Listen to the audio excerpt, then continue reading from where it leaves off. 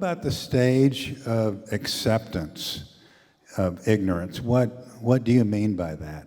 Well, this is really a stage that I think Texas can take tremendous pride in because, first of all, can I just say something?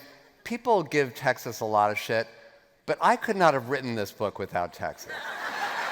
Okay? Honestly. Molly Ivins is in your book. Yeah, Molly Ivins is throughout the book. I mean, yes, let's hear it for Molly Ivins. There's no one better. As I was doing research, I realized, oh, so that's why Molly Ivins liked to stay in Texas and write about Texas. It makes perfect sense because there's so much great material. I mean, you know, Wisconsin doesn't show up once in the book, but only because I didn't write about Scott Walker. But okay, so you know, we get to the ridicule phase. As just to recap, dumb politicians still had to pretend to be smart, and so it worked for Reagan because he was a good actor and he could pull it off. It didn't work for Dan Quayle because he was just a startled deer, and literally just froze up. And whenever he had to say anything on camera, he just seemed like the idiot that he was. Interestingly enough, he passed the torch to a guy in the acceptance phase who he had an awful lot of common with. He went to the same fraternity. He he was the same generation of generational wealth. He was the same kind of, white, wealthy, privileged guy who didn't do very much and didn't crack a book in college. And that guy was your governor, George W. Bush.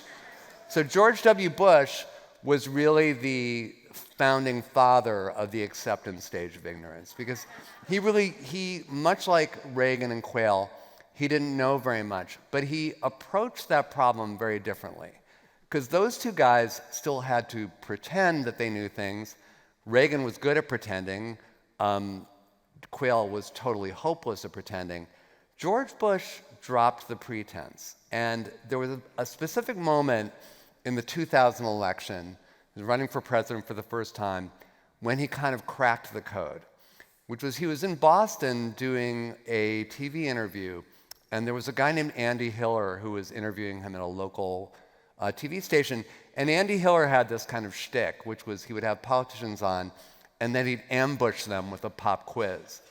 And so he thought it'd be good to ask George Bush, since George Bush was saying that he wanted to be the leader of the free world, he decided to ask him some foreign policy questions. But they weren't tricky questions. They were name the leaders of these 4 countries. And he ran 4 countries by them. Some of them were kind of famous, some of them were a little more obscure. But George Bush only got 1 out of 4 right.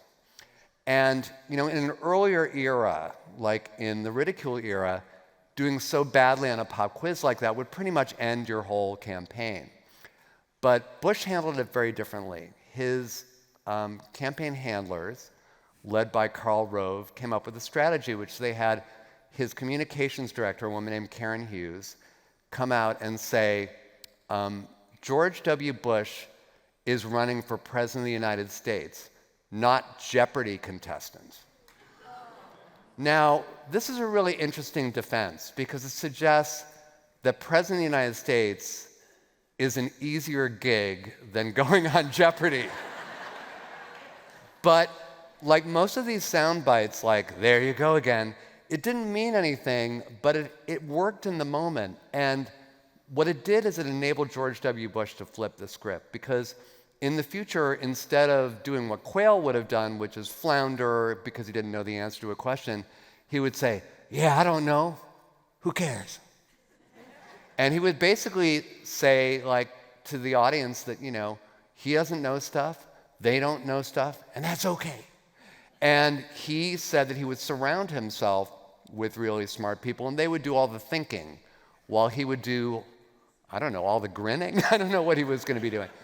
But what it did was it reinforced this idea that the president of the United States shouldn't be well-informed or smart. He should be somebody, quote unquote, who you wanted to have a beer with. Now, there was this famous poll in 2000, it was the first time this was done, where they asked, who would you rather have a beer with, George W. Bush or Al Gore? And that was one contest where George W. Bush did not actually need the Supreme Court to win. He won it fair and square. More people wanted to have a beer with George W. Bush. Now, there are a couple of things to know about this quiz. First of all, I question why it's better to have a beer with a recovering alcoholic. I don't think that shows a good choice of drinking partner, unless maybe you think you can also have his beer because he won't have it. I don't know. But that was one aspect of it that was a little weird. But here's the weirdest aspect about that beer quiz. It's still revived every 4 years. They ask that question, who would you rather have a beer with?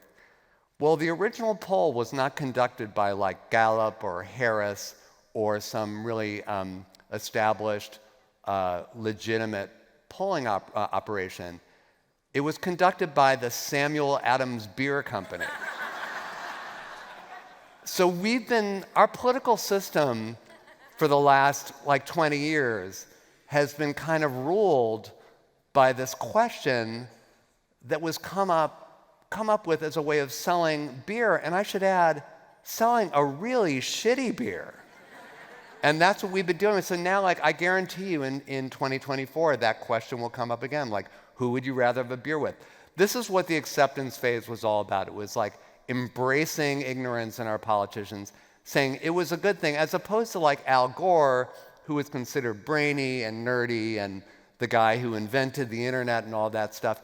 It was a very clear anti-intellectual choice that the country made, although it didn't really make it because, again, it needed the Supreme Court to get the victory. But it was an interesting pivot point, an inflection point in terms of our attitude towards ignorance, because it was no longer something to be hidden. It was like something to be kind of embraced, like, it's all right.